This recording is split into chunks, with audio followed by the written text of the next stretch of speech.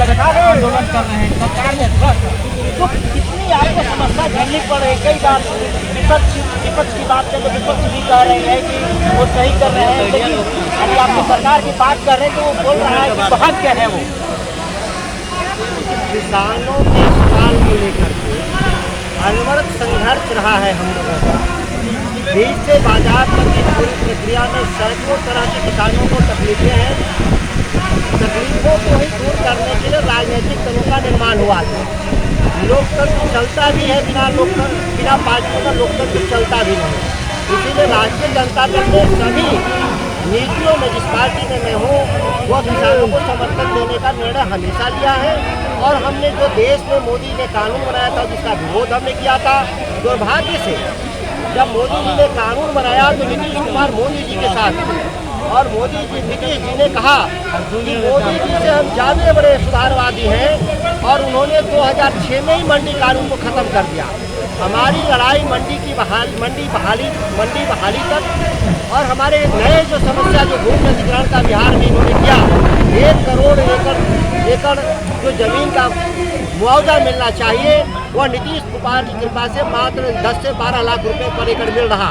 ये लूट है, संगठित लूट है, जिसका सरगना मैं मानता हूं कि बिहार का मुख्यमंत्री हैं, उनको जरूर इस बात को ध्यान दे करके किसानों के हित में फैसला लेना चाहिए।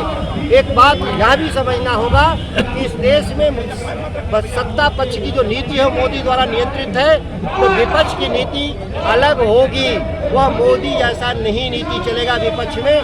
जिनको नेतृत्व करना है वह विपक्ष के नीतियों पे चलना होगा, किसानों की नीतियों पे चलना होगा, मजदूरों की नीतियों पे चलना होगा, कारीगरों की नीतियों पे चलना होगा। किसान दूध उत्पादक हो या फल सब्जी उत्पादक हो या अन्न उत्पादक हो, सभी किसान जो नीति है उस नीति पर सबको चलना होगा। जो आपके सरकार के जो कार्यकर्ता नेता हैं वो बता रहे हैं कि आप बीजेपी के एजेंट हैं, उनके इशारे पर आप काम कर रहे हैं। किसी ने नहीं कहा, ये आप कह रहे हैं मीडिया के लोग। किसी ने नहीं कहा मेरे बारे में, मेरी पार्टी का कोई भी व्यक्ति नहीं बोला। यह बात अपने से मनगढ़ंत कह रहे हैं।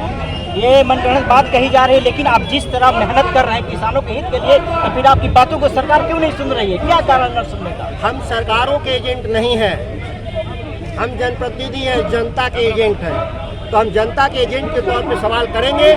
सरकार में बैठे हुए लोग को सुनना या अनसुना करना उनकी मर्जी है, क्योंकि 5 साल के लिए चुने गए हैं। 5 साल के बाद जब आएंगे चुनाव मैदान में, सबको अपनी अपनी हैसियत पता हो जाती है।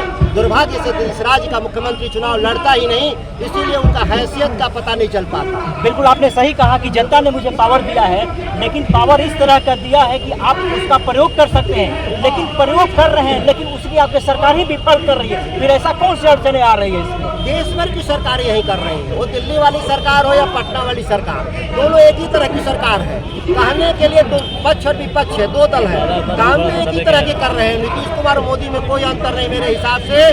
दोनों एक ही उदारवादी, आर्थिक उदारवादी नीतियों के तहत अडानी और अंबानी के दोनों एजेंट हैं और इस तरह से सरकार बिहार में चला रहे हैं जिस तरह से दिल्ली में सरकार चल रही है। आपने देखा सुधाकर सिंह हैं, ये साफ तौर पर